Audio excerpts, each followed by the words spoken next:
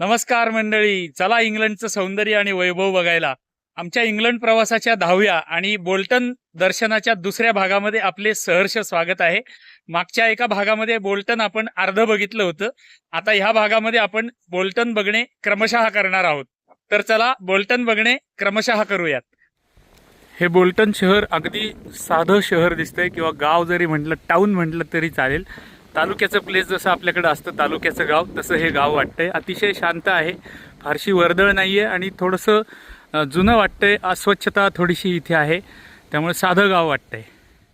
बोल्टनमधली nursery school म्हणजे शिशुशाळा ज्याला म्हणता येईल, शिशुवर्ग.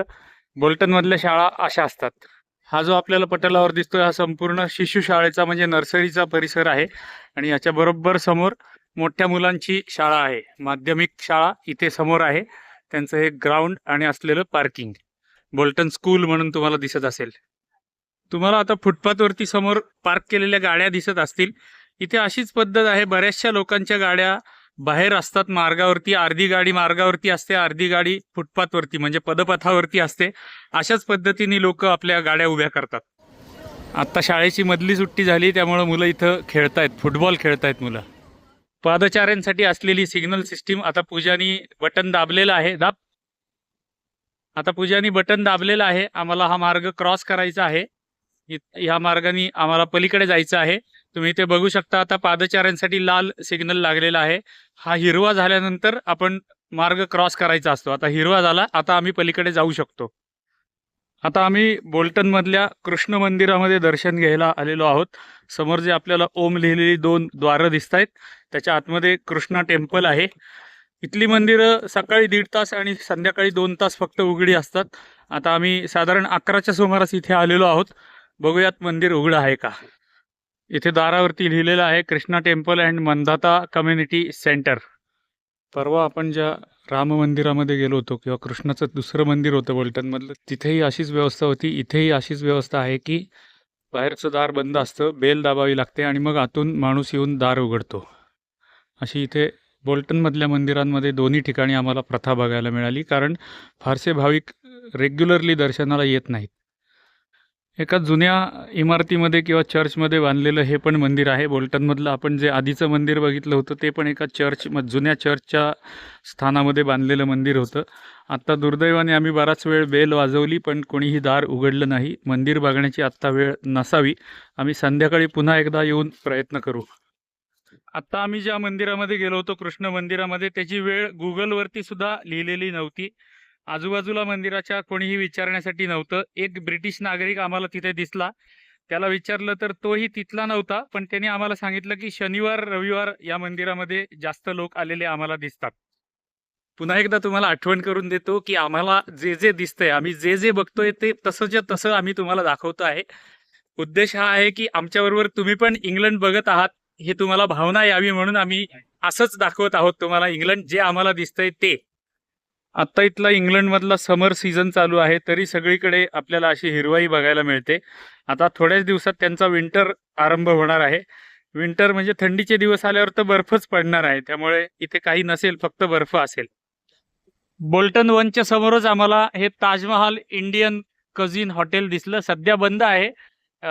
टेकअवे हॉटेल आहे, आत्ता बंद आहे. पण ताजमहाल आपलं भारतीय हॉटेल बोल्टनमध्ये. आता आम्ही ह्या दिशेला चाललेलो आहोत.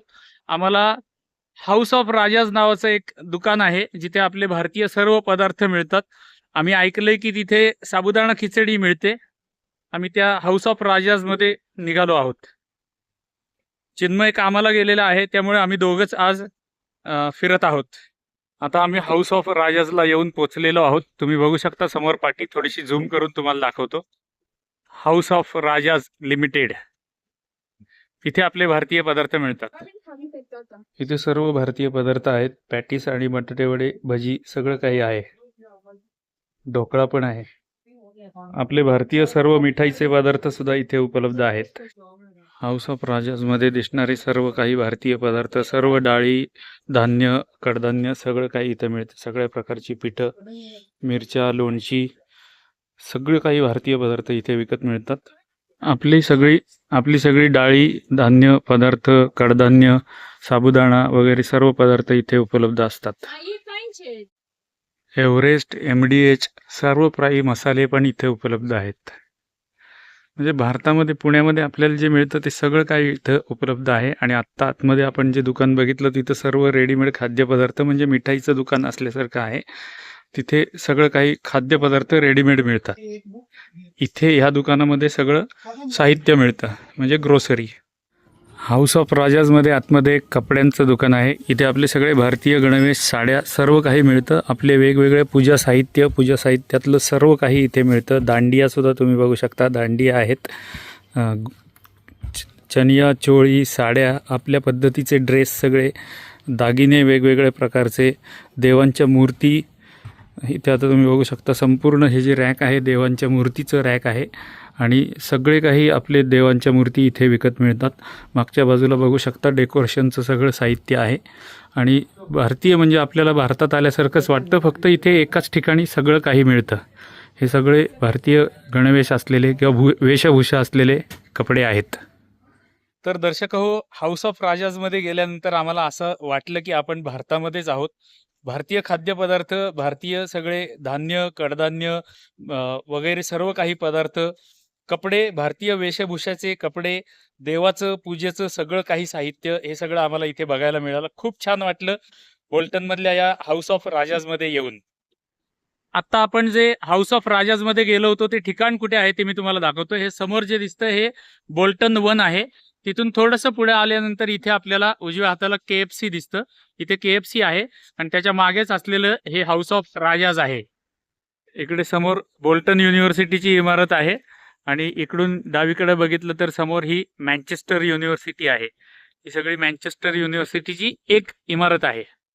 आता आपण जो पटलावर बघत आहात हा बोल्टनमधला एक सिटी सेंट्रल एरियासारखा एरिया आहे. सगळे कमर्शियल दुकानं, शोरूम्स सगळे इथे आहेत. समोर सेन्सबेरीसुद्धा आहे आणि पार्किंग आहे मोठं. ह्या बाजूला स्टारबक्ससुद्धा आहे. हे संपूर्ण कमर्शियल एरिया बोल्टनमधला. हाऊस ऑफ राजाजमधून आणलेली भाजी, वडा म्हणजे बटाटे वडा, चटणी आणि पोळी घरी येऊन आम्ही खात आहोत. आता संध्याकाळ झालेली आहे पण पाऊस खूप पडतोय. आम्हाला स्वामीनारायण मंदिरामध्ये जायचंय. बघूयात कसं काय होतंय. असा पाऊस पडत आहे आणि अशा भर पावसामध्ये आम्ही स्वामीनारायण मंदिर बघायला निघालेलो आहोत. आता आम्ही स्वामीनारायण मंदिरापाशी आलेलो आहोत. ते आपल्याला समोर जे दिसतंय हे स्वामीनारायण मंदिर आहे. मंदिराच्या समोरच्या भागात छानपैकी डेकोरेशन केलेलं आहे. कळस बांधलेले आहेत आणि अतिशय छान हे मंदिर समोरनं तरी दिसतंय. पण आज जाऊन बघूयात. मंदिराच्या दर्शनी भागाचे जवळून दर्शन तुम्हाला घडवत आहे. डावीकडे पांढरी पाटी लिहिली आहे स्वामीनारायण मंदिर आणि समोरनं मंदिर इतकं सुंदर दिसतं की आपण समोरची बाजू बघतच राहतो. आता मी मंदिराच्या अगदी समोर आलेलो आहे. मंदिराची पाटी तुम्हाला थोडीशी झूम करून दाखवतो.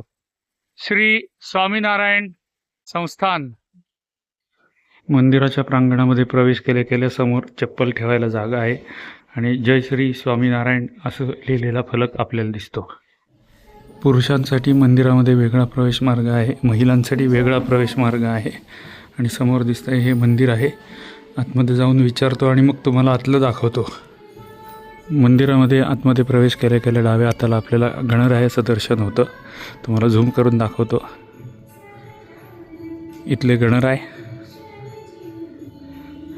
समोर असलेलं मुख्य मंदिर, प्रत्येक बाजूच्या देवकोष्टकांमध्ये वेगवेगळ्या देवांच्या मूर्ती ठेवलेल्या आहेत आणि समोर असलेले मुख्य देव आणि उजव्या बाजूला पण अनेक देवकोष्टकं आहेत. सगळ्यात उजव्या बाजूला माझ्या मागे जर बघितलं तर इथे आपले बजरंगबली आहेत. आता मी तुम्हाला स्वामीनारायण मंदिराचं छत दाखवत आहे. या छतावरती संपूर्ण पेंटिंग्स केलेली आहेत. वेगवेगळ्या प्रकारची पेंटिंग, देवदेवतांची आणि महाराजांची पेंटिंग केलेली आहेत. मध्यभागी तुम्हाला संत तुकाराम महाराजांसारखं पण पेंटिंग दिसतं आहे. अशी अनेक पेंटिंग वरती छतावरती केलेली आहेत आणि समोर असलेले मुख्य देव आपल्याला दिसतात. स्वामीनारायण. थोडं जवळ जाऊन तुम्हाला आता मी दाखवतो.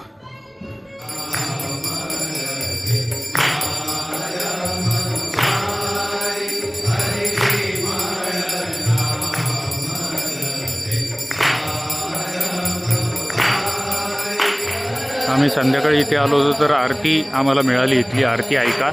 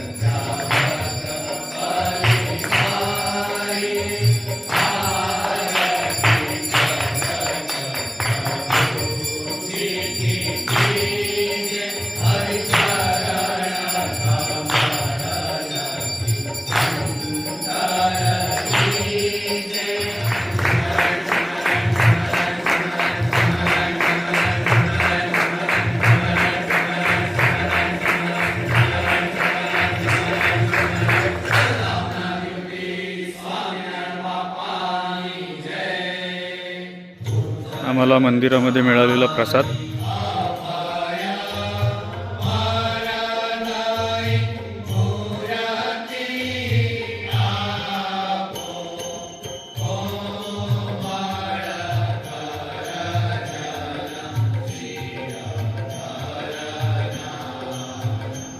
तर दर्शक हो, अशा पद्धतीने आपल्याला बोल्टनमधील म्हणजेच इंग्लंडमधील अजून एक आपलं हिंदू मंदिर बघायला मिळालं. आशा करतो की आम्ही दाखवत असलेलं इंग्लंड आणि इंग्लंडमध्ये आम्ही जे जे काही बघतोय ते सगळं तुम्हाला आवडत असेल. जर तुम्हाला हे सगळं आवडत असेल तर आमची नेहमीची विनंती तर तुम्हाला असतेच. पहिली विनंती की आमच्या वाहिनीवरती आम्ही इंग्लंड दर्शन नावाची एक प्लेलिस्ट बनवली आहे. त्या प्लेलिस्टचा अवश्य लाभ घ्या. त्यामधील सर्व चलचित्र बघा. त्यामध्ये तुम्हाला इंग्लंडमधील आम्ही बघितलं ते सर्व बघायला मिळेल.